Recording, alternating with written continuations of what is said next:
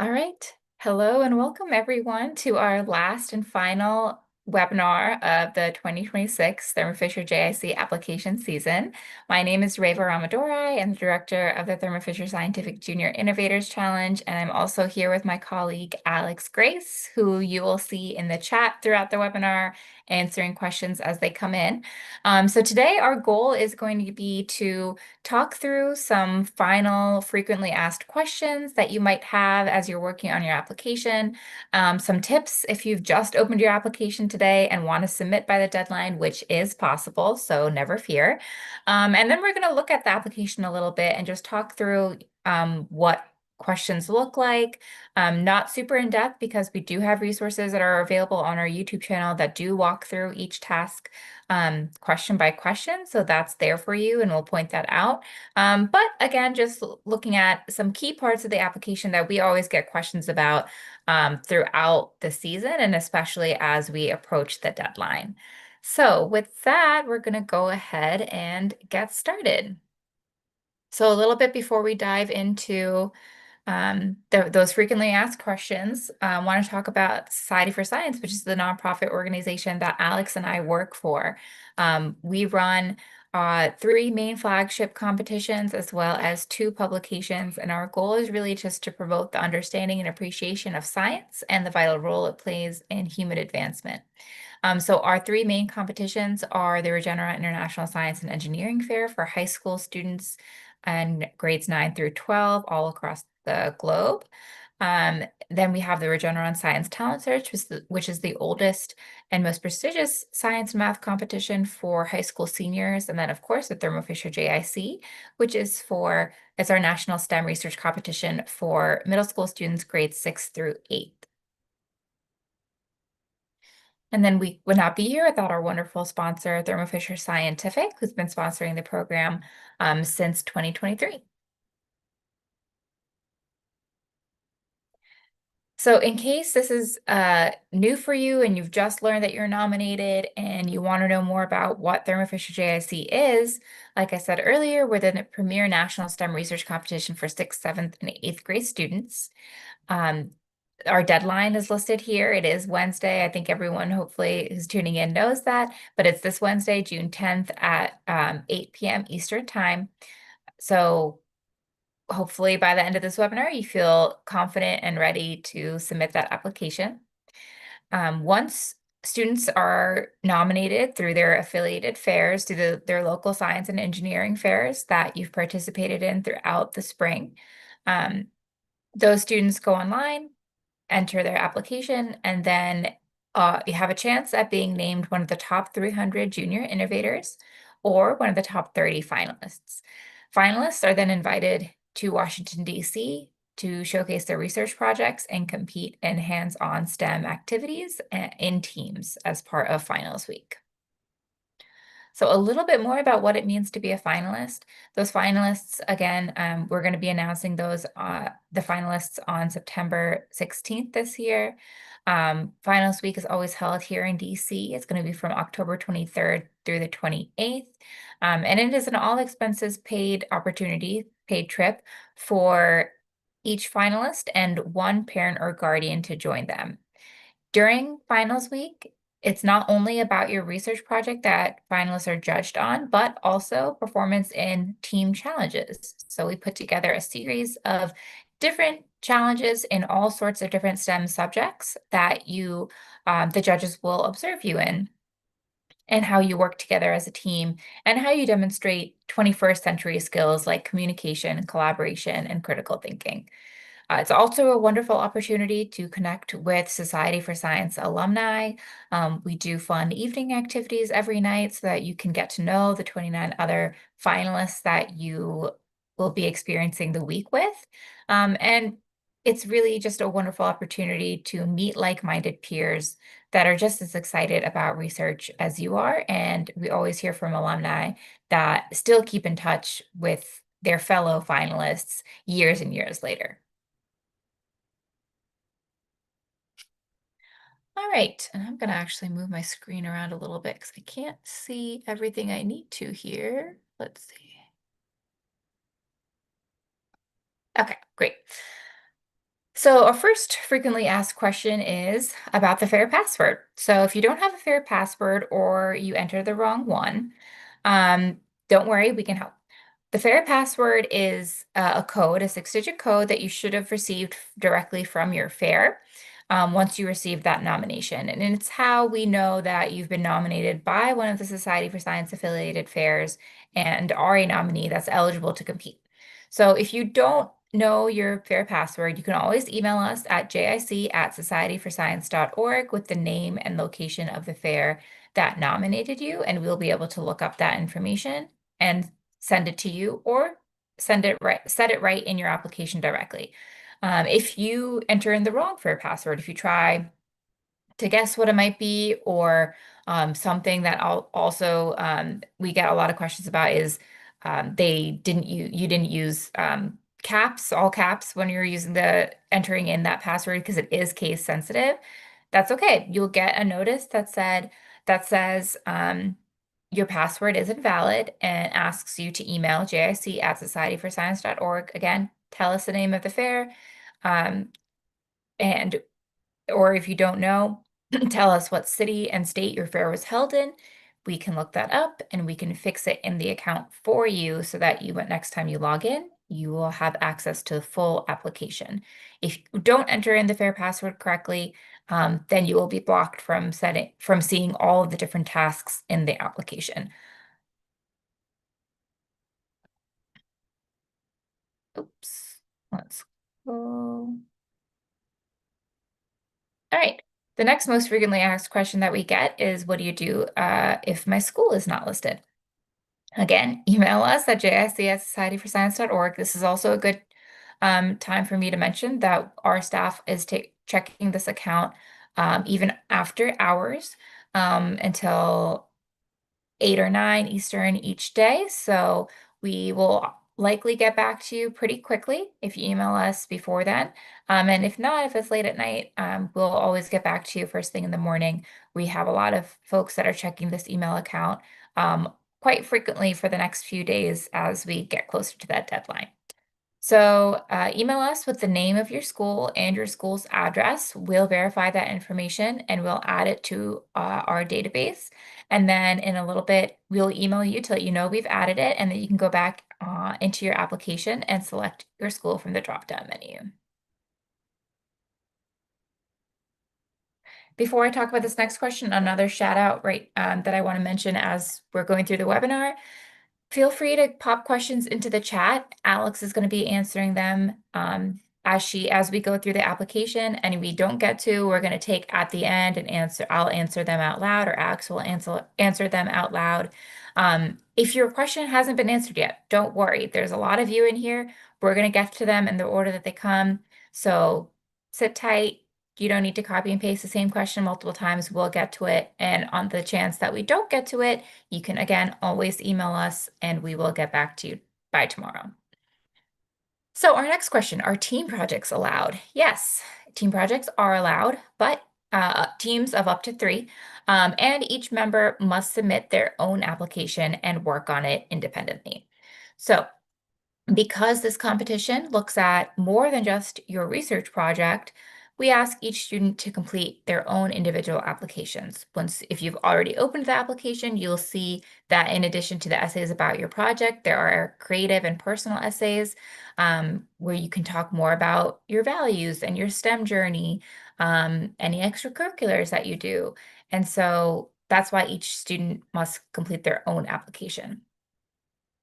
A couple notes there. We know obviously the research is going to be very similar, but we ask that each of you try to put them in your responses in your own words as much as possible. It's okay if the abstract or summary are the same, and the visual aids can also be the same. And I want to note that not all teammates have to apply. We know that sometimes there are some team members that are really excited about applying and some team members that might not want to submit an application. That's okay. You'll still be eligible if all your teammates don't apply. You can still talk about the project as a team project because it is a team project. And if you are selected as a top 300 junior innovator or top 30 finalists, you'll still recognize and we'll still recognize the project as your team's work. But again, you're going to be judged not only on your research, but how you as an individual perform those team challenges during finals week. Do you have any trouble uploading forms? That's another question that we get a lot about the science fair paperwork. We're going to look at part 6 in the application in just a little bit as well. But one thing to note is that all documents that are uploaded into the application, so your science fair paperwork forms, your parent guardian permission form, the visual aid, all of those documents must be converted to a PDF format to be accepted in the application. If you have trouble converting um, your files into PDFs, in the application under the resources tab, we have some information on how to do that. And in each task of the application itself, we have a little link where you can convert your files. And you can also get a parent or guardian to help you do this conversion if you need it. A tip here is that if you don't have paper copies or a scanner, you can just take a picture of the document with a smartphone, with a smartphone and convert it to a PDF. A lot of phones like Apple have an app that actually just scans images and saves them as PDFs for you. And a tip here is to not use emojis in the document name. This causes an error with the file and it won't be able to be uploaded. A little bit more on that science fair paperwork. So make sure you're uploading forms that you filled out at your science fair. Part 6 will ask you if you did submit any forms to your science fair, and if you say yes, I did, you'll be able to upload those forms into the task. But don't fill out any forms just for this application. We just want to see what was submitted to your fair, nothing more. Unless it's a continuation, which we'll talk about again when we look at part 6. You might not have ISEF forms. We mentioned ISEF forms in part 6 of the application. Again, ISEF is our high school fair. A lot of fairs use our Regeneron ISEF forms, even at the middle school level, but not all of them do. Some of them have their own equivalent form. That's totally fine. Whatever you use at your fair, whatever you submitted to your fair is what you want to upload in part 6 of the application. And if you're unable to access your completed science fair paperwork, you can there are other options that you'll see when you start part 6. You can ask the adult who approved your project. This can be your teacher, your science fair director or coordinator. If your science fair hopefully has that scientific review committee, if a member from that committee is available, one of those adults can write a letter stating what approval and safety process you went through and what safety precautions you took when conducting your research project. And that can also be an email. It doesn't have to be a physical letter. It can just be an email that you then save as a PDF and upload into part 6. We get this question a lot. May I submit a different project than the one that was nominated for? The answer is no. You have to submit the same project that earned you a Thermo Fisher JIC nomination at your local fair. So this means that you should not be changing your hypothesis, the experimental design, any variables in your project, anything about your prototype or app if you were creating an engineering project or if you had a coding type project. All of the core elements of your research project must remain the same from when you competed at your local science fair to what you're entering in the application. You can repeat trials or do more tests to get more data, as long as you're following the same methodology and as long as you're, maybe using the same prototype and doing more user tests that have already been approved. That's fine. You can include that data and the data analysis that would go along with it in the application. But again, you cannot change any core aspect of your project.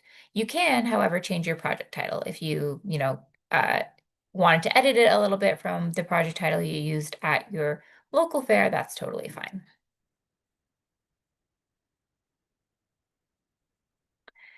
How do I cite my references? So this is a question that we've been getting a lot of this year.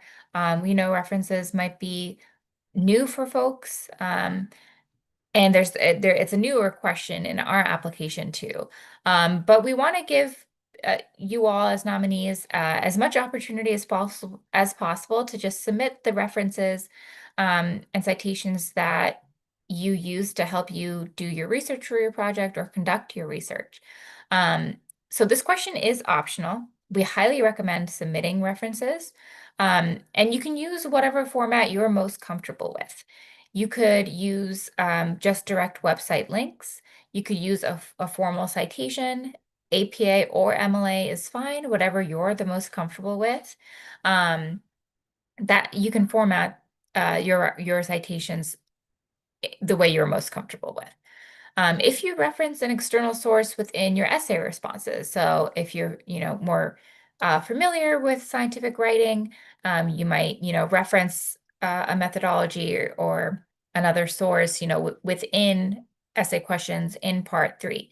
If you do that and you use parenthetical references in those essay questions, you should make sure to include that reference, the full reference, website link, citation, in the reference citation question of part 3 as well.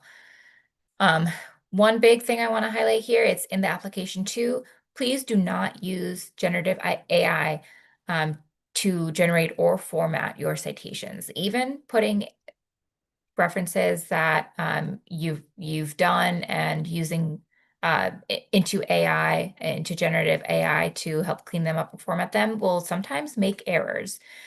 We've seen this. We know that it happens, and we definitely don't want to see any students using AI to just come up with the citations for their research project without doing that work yourself. So that's a big red flag. So make sure that you are doing your own citations. We've also shared in a separate video you can find on our YouTube channel all about part 3 in the visual aid and scientific integrity. And there are some helpful tips there about how to use how to create citations if you still need some help. And again, this question, the reference citation of this question for part 3 is on page 2. So hopefully you've seen, and for a few of these tasks, if you scroll all the way to the bottom, there is a next button. Make sure you click the next button so you get to the second page of that task so you don't miss any questions. It won't let you complete a task without completing all of the questions. So if you feel like you've completed all of the questions in a task and it's still telling you that your application is not complete, that might be why. Sometimes we get a few questions on that as well. So if you've read through our rules, you also know that if you've used AI at all in your project, that it must be properly cited. So again, this is a new question that we actually added to the application this spring. So if you haven't seen it in your application, make sure you go back in, log in, and click on part 3. We've sent instructions on how to edit tasks that have already been submitted, but make sure you go back in and answer that question. But we want to know how you've used AI in the application. So the question just asks how you've used it in either the application or your research itself, and then it'll ask you to describe how. So in this question, you should be talking about any kind of AI use that you've used, right? Whether it's just to clean up grammar or spelling, if you've used it, in the bibliography or sorry, not the bibliography, you should not be using it in your bibliography. But if you've used it to help, look up some articles to read as part of your background research, that is what you can put, describe that in that question of the application. If AI was part of your research project, we know students are using AI as the actual topic and subject of their research more and more frequently. You might, for example, be training LLMs to look at large data sets or what have you. That should be clear when you're writing your essays. It's great to disclose that again in that question just to be super clear, but we should already be seeing that, as just part of the write-up of your project. Again, as a reminder, generative AI cannot be used to write any application responses or to generate citations. We have an AI usage guide available as well. This is should be linked in the description of this YouTube video, but you can find it on the Society for Science website as well. If you're confused about what's acceptable usage of AI or not, this table should help hopefully clarify some of those questions for you. So I would reference this, and again, our official rules, the Thermo Fisher JIC official rules on appropriate uses of AI in the application.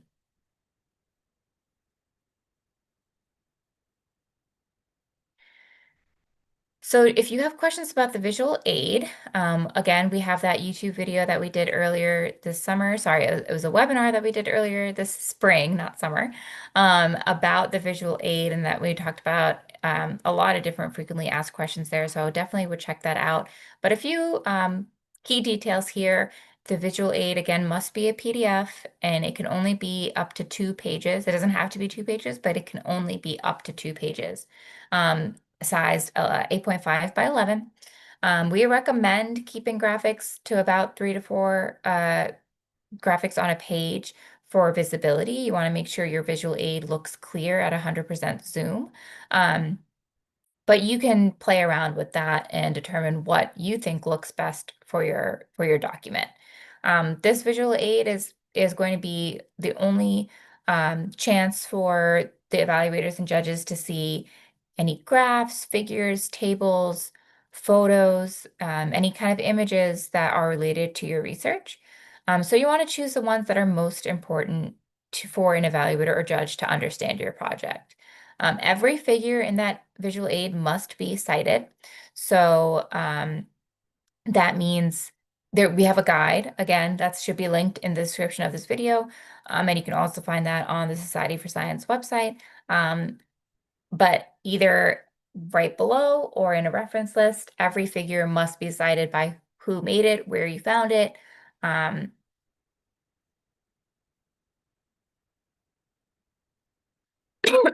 Excuse me. And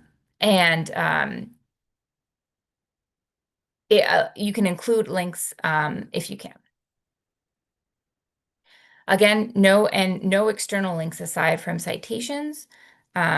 So the websites that you're citing your sources from should be included on this anywhere on the visual aid or within the application. That means, if you have a QR code that links to some more information about your project, that won't be read, and that could actually fail to qualify your project. This is that image citation guide. This is what it looks like. This is the link that you can find the resource at. The deadline, hopefully everyone knows this by now, it's June 10th at 8 p.m. Eastern Time. And I want to note that if you submit your application before June 10th, you can always go back and edit any task. And we'll show you how to do that in just a minute. As long as you mark complete on that task after you're done editing, you don't need to resubmit it. Your application is already submitted and you are good to go.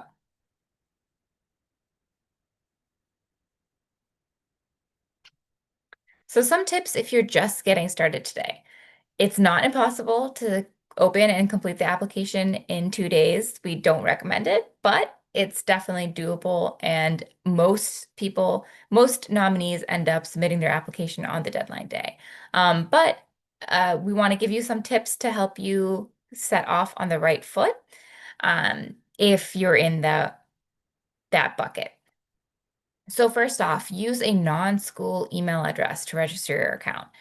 Sometimes school email addresses have very strict spam filters, and you might not get the emails coming from the SurveyMonkey Apply system if you use a school email account. Also, at the end of the school year, a lot of emails are discontinued if you're going to high school or switching schools. So it's best to use a personal email account if you can. You can use a parent or guardian's email account. That might help you make sure that you're getting all of our emails. If you don't get emails from us, the first email that you're going to get once you register an account is an email that asks you to verify your email address. Check your spam folders to see if you get that there. If you don't get a verification email, there's no other email you can use. Email us and we'll try our best to help you out. I also recommend starting part 6 first if you're starting your application now. This is sometimes a task that requires a little bit of extra um, uh, gathering of resources, right? If you have forms, you need to know where those forms are and you need to know that you need to submit them. So take a look at part 6, go through that, and then that way you'll still have a day or two to reach out to your science fair or a teacher to get that documentation that you'll need to upload in that task of the application if it asks you for it. I also recommend drafting and saving your essay questions in Microsoft Word or Google Docs or any kind of external word processing software. That way, in case of any application glitches at the last minute, you still have a copy of all of your responses and can easily copy and paste it into the application. Next, don't forget about those uploads, the visual aid, the permission form, again, any science fair paperwork.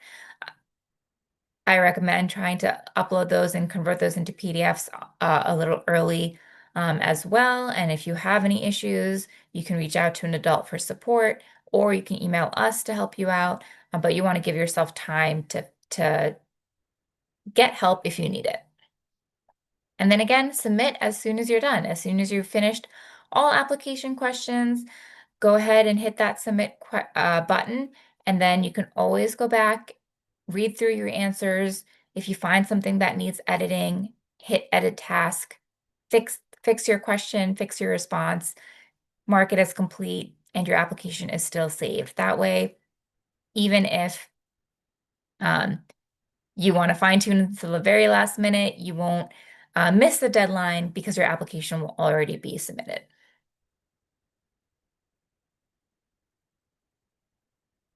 These are some of the resources that I've mentioned. Again, we've linked them all in the description of this YouTube channel.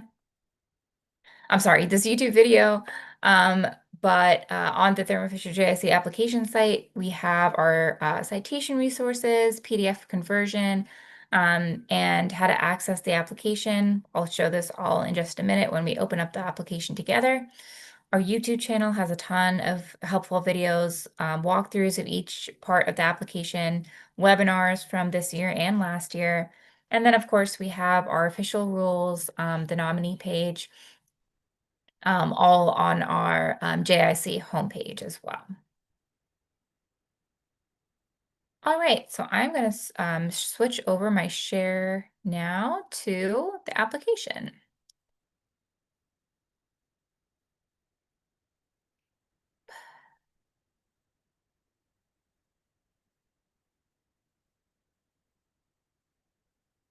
In just 1 minute. Here we go. All right. So I'm opening up a test account right now. And I've already submitted this application, so you can kind of see what it's going to look like when you hit that submit button yourself. But first, I want to just point out some of those helpful pages that we were talking about. So if you go up here, you can click resources. It has a lot of documentation. It has video links to all the videos that talk through each part of the application, and it has our webinars as well that we've done this year. This spring, we're going to upload our alumni webinar that we just did, and this video will also be uploaded here once we're done tomorrow. And then our past webinars from 2025 are here as well.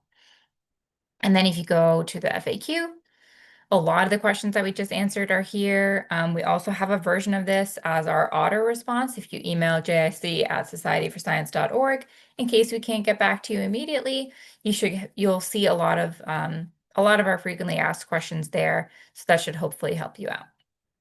All right, so if I was to go back to my applications, and I've submitted already, so I'm going to click view. Excuse me. All right. So you can see now that I have submitted this application. So all of my tasks are checked off. It tells me when I submitted it.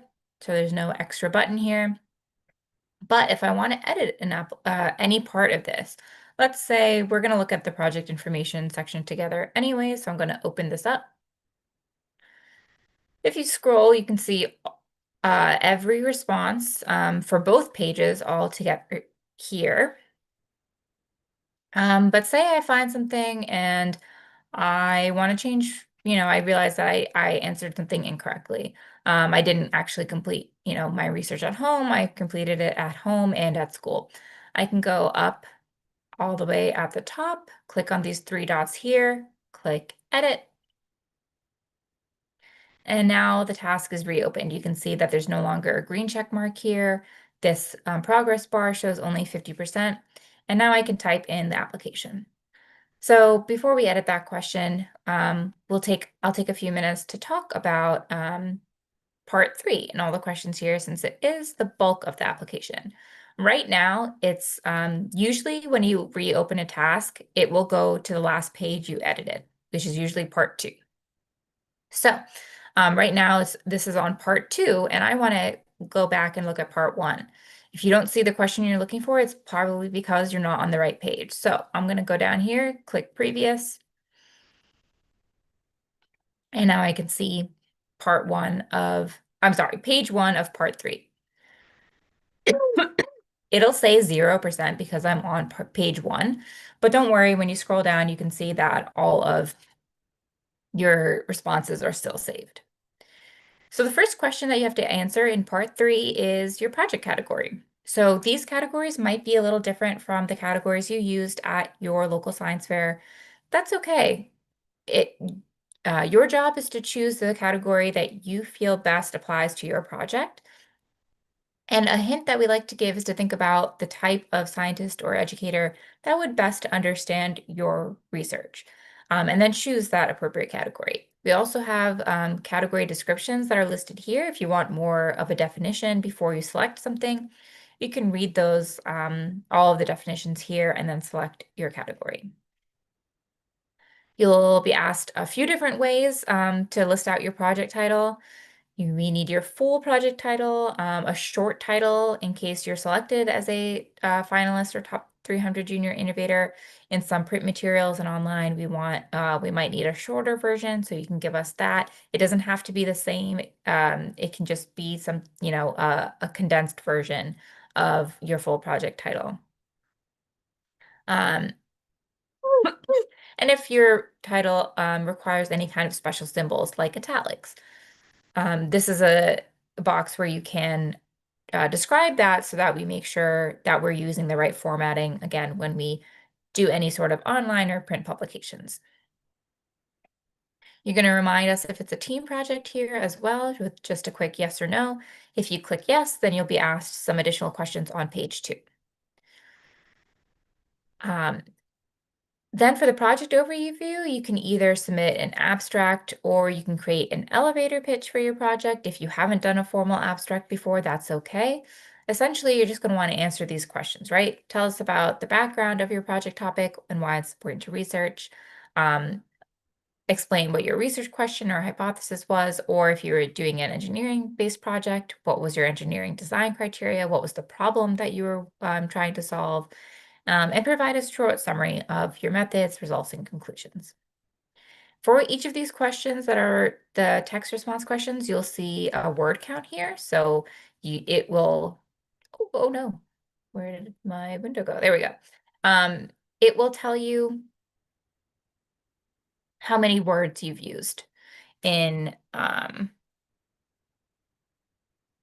your response so far. So if I just keep testing, typing test, I've entered 4 words, and I still have, I have a maximum of 300 there. We ask if you have permission to share your summary with media. Again, if you're selected as a top 300 junior innovator or 30 finalists, this just helps us tell your stories. What was the inspiration for your project? So this question is asking, how did you come up with your project? Talk about what sparked your idea and curiosity for you to then do a whole project about it. If you got your project, either from school, if your project topic was assigned to you, or you might have found it on from an external source online. Talk about if you did anything Talk about what that source was.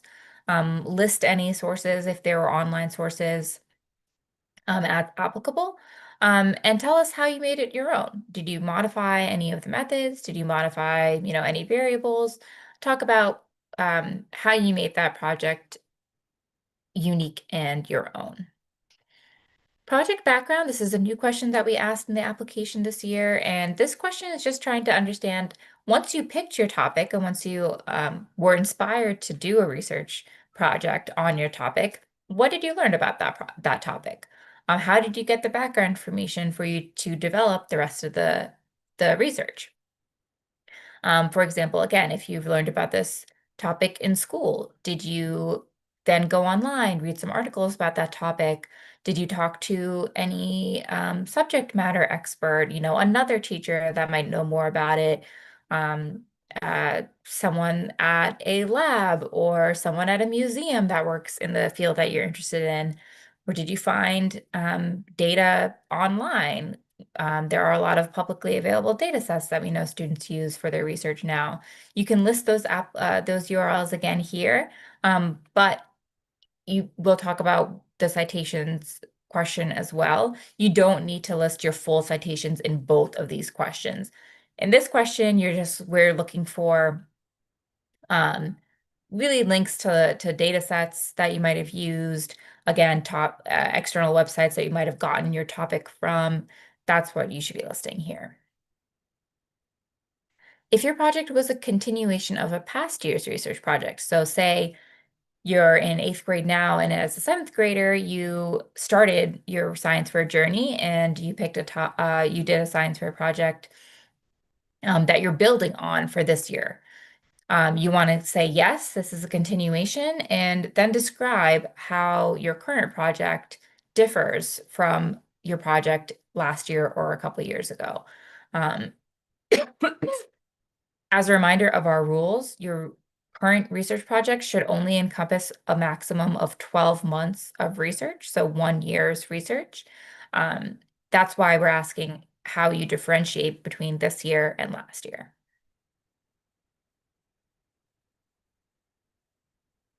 I'm clicking next here. So on page 2, now we get into the bulk of the research project, right? This is probably all the things that you've talked about when you presented your research to judges at your local science fair, and all the things that would have been on your science fair poster board. So you're going to start with your research question. And for engineering project, what was the need or problem that you wanted to solve? Um, you're going to list out your scientific hypothesis or engineering design criteria. And it's okay if you might not have both. If you did a purely scientific research project, you'll only have to write about your hypothesis. If you did a purely engineering project, you would only need that design criteria. If you covered multiple subjects, and you really did have both the hypothesis and engineering design criteria for your project, you can definitely include both. But you don't have to make one or the other just for the purposes of this application. For explaining your methodology, this is all about, how you conducted your research project. What did you do to collect your data? For engineering projects, how did you build your design? What did you think about when you were designing what you wanted to build? How did you test your project? What were, again, for engineering projects, what was the device or prototype that you designed? How did you test it? And then discuss any control groups or variables that you had, your independent, dependent control variables, all of that. I'll note here too that throughout this part 3, but especially in your methodology, you might want to reference the figures or tables or graphs that you're using in your visual aid. We have the visual aid walkthrough video, or the part 3 walkthrough video that gives you an example for how to do this, but you can say, let's say you want to reference a image of a cell of a plate with bacteria on it. You can say, as you can see, in figure 1 of my visual aid, I found 5 colonies of bacteria on my plate.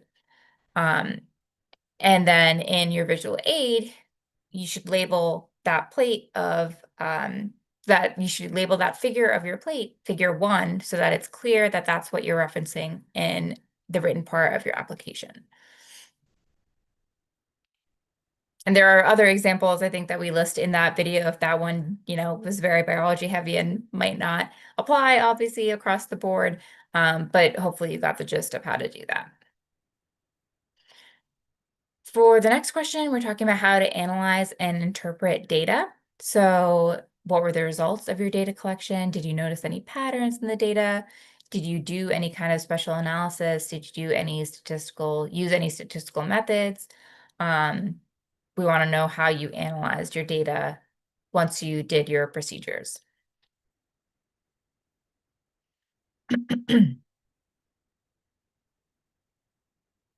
For engineering projects too, I'll say, this could apply if you were collecting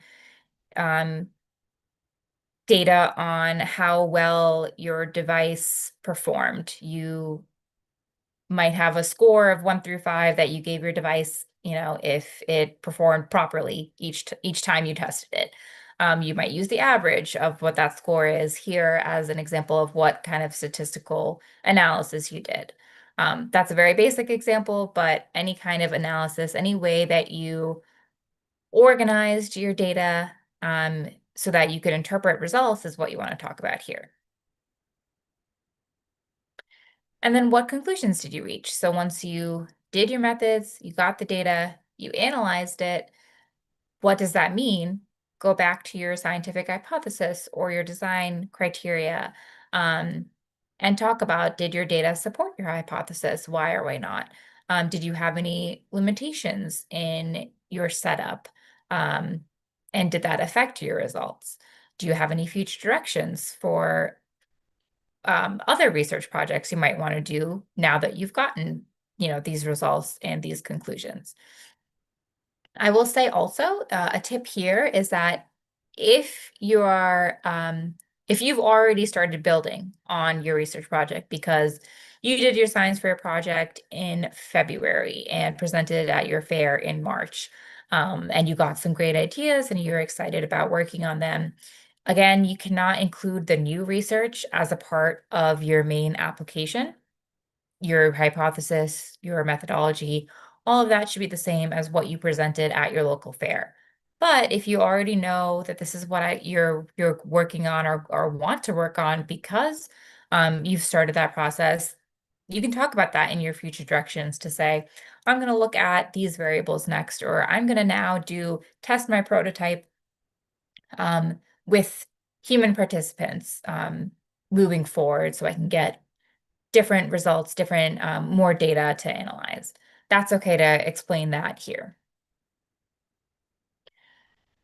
What problems arose during experimentation and how you troubleshoot them.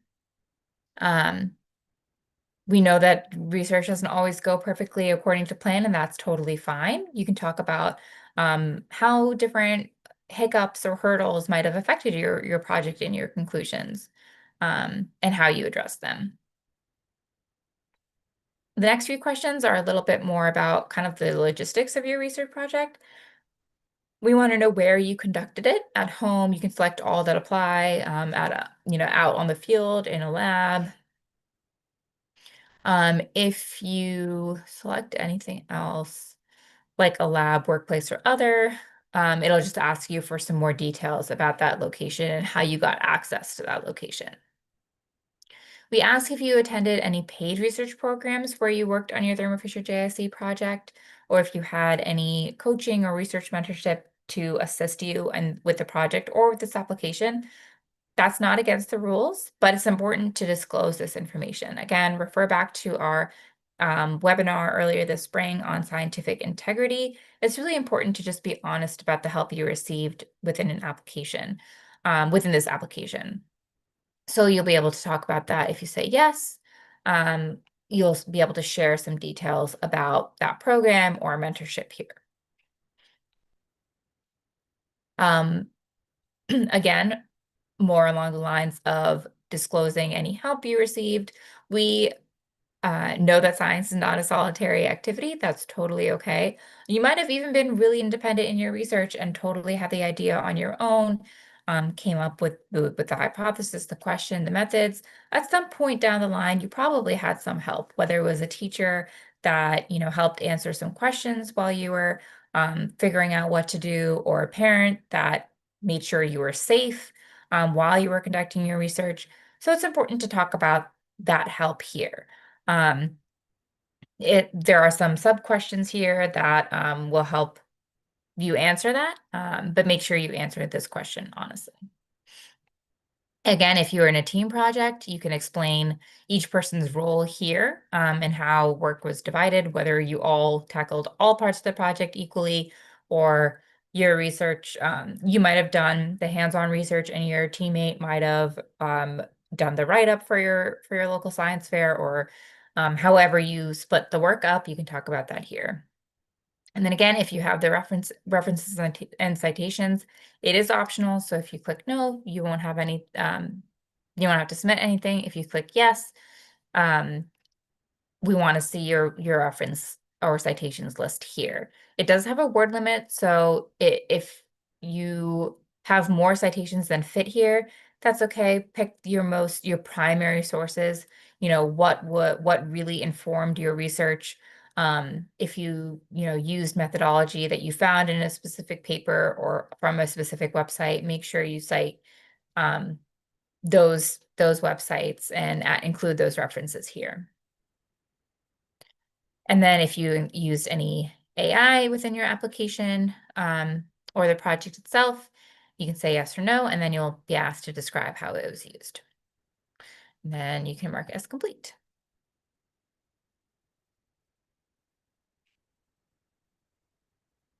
All right. Oops. And then if you don't actually, if all the questions aren't answered, it will give you a little warning. It'll say, please check your answers and correct them. So I'm going to scroll through and see, oh, I missed specifying the lab name. And I missed answering more about the lab here. So I'm going to finish that. And to avoid answering all those right now, I'm going to say, no, I did not do any paid research programs, and I marked as complete. Again, if you did, please make sure to complete that question. All right, and then we're going to talk about science fair paperwork briefly. So in this section, the first thing it's gonna ask, and I'm gonna open it up so I can help edit a little bit and show you all the different options. The first thing it's gonna ask is to verify that research and experimentation location. Here you'll see exactly what you entered in part 3. And if you realize that you forgot that you also worked, at a field or somewhere else, you can say, yes, there is anywhere else that I conducted research, and then select them here.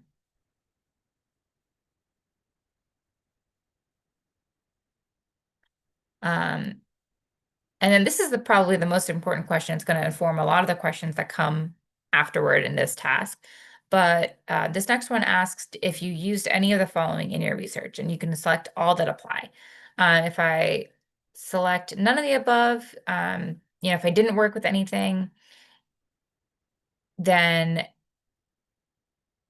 you won't get certain conditional questions that pop up. But if you did work with humans, human participants, vertebrate animals, I'm just going to check them all so you can see all of the possible things that come up after that. You'll be asked some additional questions to verify how you used those things in your research.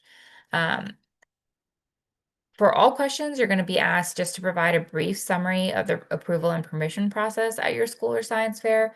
So who approved your project idea? Was it a teacher? Did the science fair look at your research project and have a scientific review committee that reviewed your research? Did you complete that paperwork that was required by your fair, if your fair required paperwork, and just describe any review or permission process that was followed. Here, you're going to go into a little bit more of the detail that is about any safety precautions that you took while conducting your research to reduce risk. So again, if you used things like hazardous chemicals or activities or devices, did someone watch you while you were doing that, or did an adult help you with that part of your research? If you worked with any microorganisms like bacteria, or tissue. Did you do that at school? Did you, again, have a teacher help make sure that you were following the proper safety precautions that you needed to work with those materials? Because I checked off that I worked with human participants here, it's asking me a few additional questions. For human participant studies, we'll want to know who were those human participants that helped you or that were your testers, right? Or who took your survey? Was it classmates? Was it family members? You'll be able to talk about that here. Did they sign a consent form? And then if you used a survey, we're going to ask to see a blank copy of a consent form and a copy of your survey. Who reviewed your testing protocol or your survey before you started your research? And did you have any medical professionals look at that before your research? Again, you're going to have to upload a copy of that survey or testing protocol and consent forms. If you did that human participant research. For all projects, we want to know the start and end dates. Again, per our rules, you can refer to the exact wording of that, but research must only take place over a maximum of a year.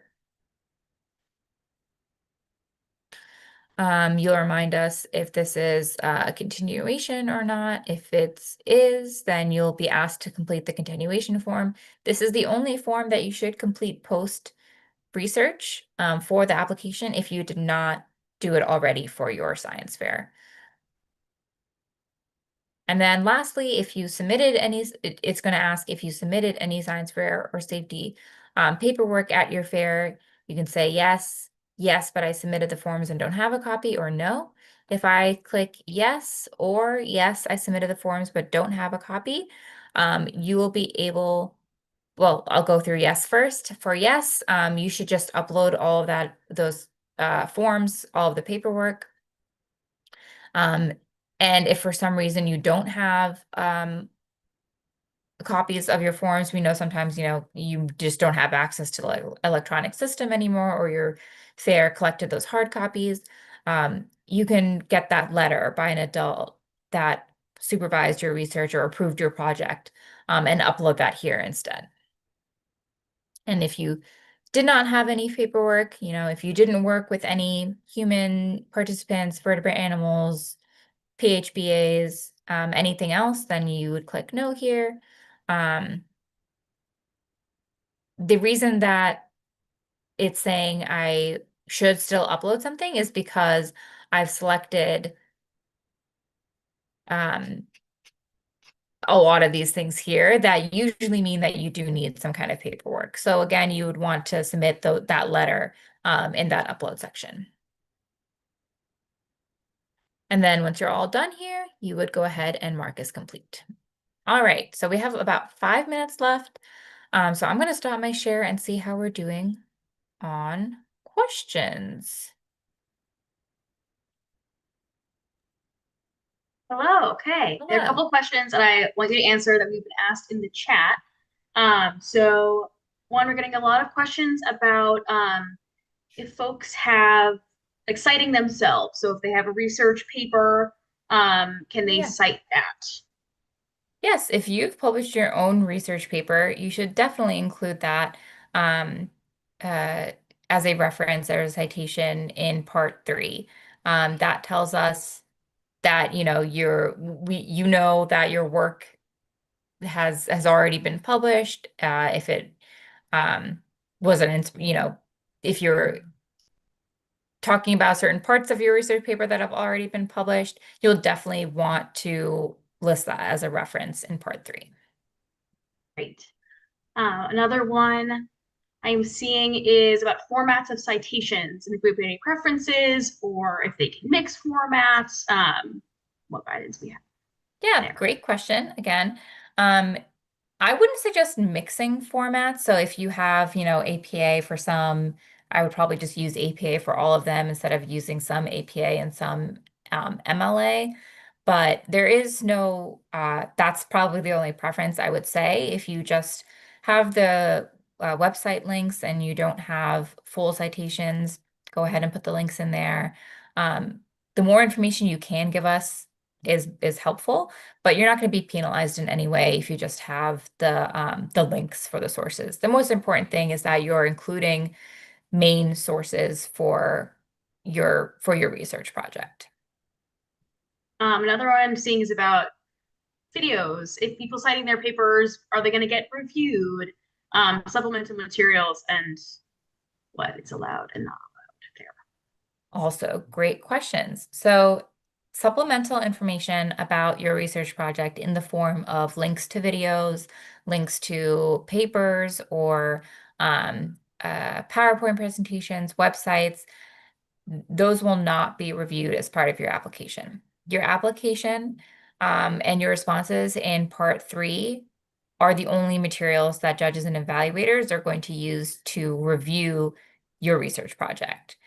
If you're including, links to papers that you've published as a part of your reference, that's okay. That doesn't mean that you're going to be, again, penalized in any way. We want to see those being cited, but they're not going to read the research paper and, use the information from those external sources um, in the scoring of your project, in the scoring of your application. So, Okay. and please do not include links to videos or anything like that within the text of the application, other than the references, if it's a true reference that you're using, and in the visual aid as well. Another question that we're seeing is about the paperwork section and whether that will be reviewed by judges, including the project plan, the things that are uploaded in the paperwork section. Yeah, great question again. Project plan will not be reviewed by evaluators and judges. This is used for a internal review, rules review process. So again, the only things that evaluators and judges are going to use to score your application are the written responses within the application SurveyMonkey Apply system itself. Another question we're getting is those questions about the dates of experimentation that we ask for. What exactly are those dates? Are those the entire duration of the project? Is that how long they collect data for? What are those dates asking for? Yes, great question again. That is the true dates of your experimentation. So we don't expect the start date to be the date that you thought of the research project and started doing, the background research or, any of the kind of like written or things prior to actually starting the data collection. The start date and end date should just be the dates of actual experimentation. When did you start building your prototype? When did you start doing your experiments to collect data? And when did you finish? Another one we're seeing, so research plans, if those were submitted to your fairs, do you want to see them in your paperwork? Yes, please. Any forms and paperwork that you submitted to your fair, you can go ahead and upload in part six. Let's see.